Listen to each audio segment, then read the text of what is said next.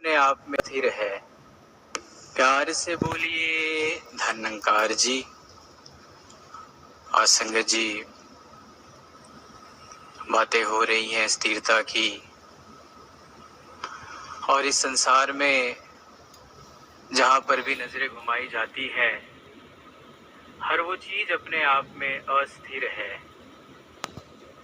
प्रकृति की बातें करें अगर वहां नजर आ जाती है, तो जो धरती है कहीं पे समतल है, कहीं पे ऊंच खाल है।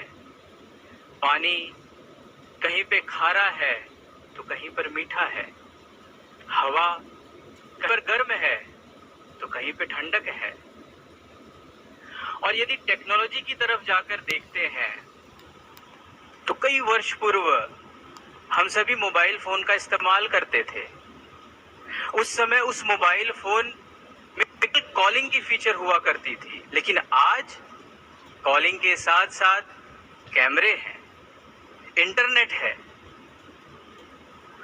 और कुछ चीजें जो लगती है कि हाँ ये स्थिर है, लेकिन वो भी टेम्पररी है, परमानेंट नहीं है।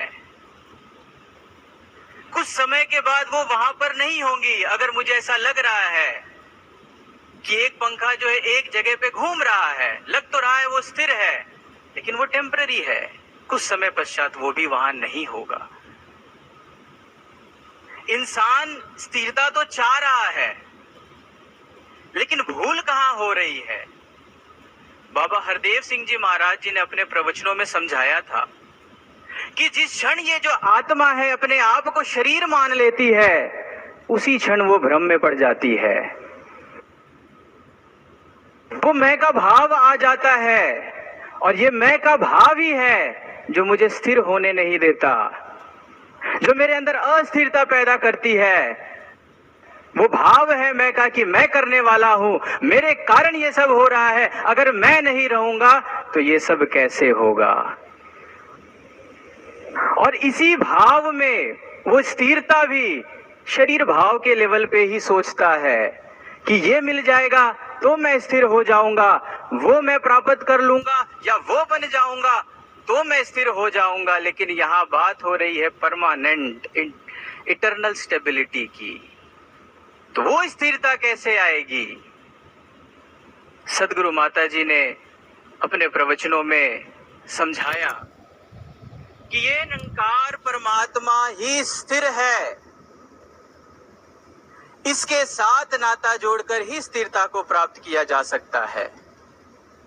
आगे माता जी ने उस उदाहरण द्वारा हमें समझाया कि जिस प्रकार से वो जो पेड़ है उस पे फूल लग रहे हैं, फल आ रहे हैं, कुछ समय पश्चात उस फूलों को भी निकाल लिया जाता है, फलों को भी निकाल लिया जाता है। जो पत्तियां एक समय हरियाली दे रही थी, कुछ समय बीत जाने के बाद वो पतझड़ का रूप ले लेती है।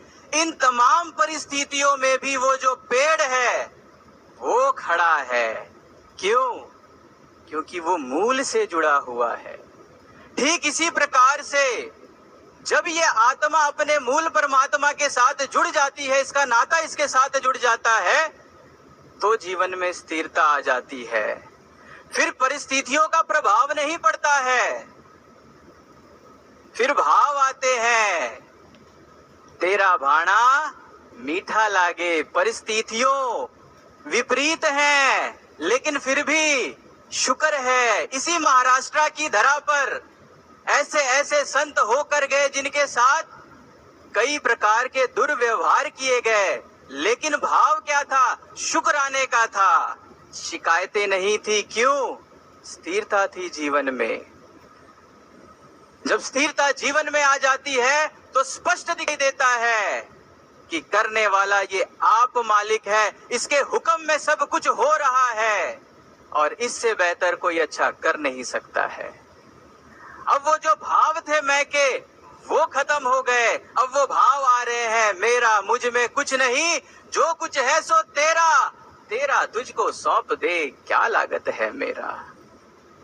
आओ साथ संगत जी, जब ये भाव जीवन में आ जाता है, जब इसके साथ नाता जुड़ जाता है, फिर साथ संगत जी हर वो कार्य अब हो रहे हैं चलना, उठना, बैठना, खाना, पीना, हर कार्य हो रहे हैं, लेकिन उन कार्यों में मैं स्थिर हूँ।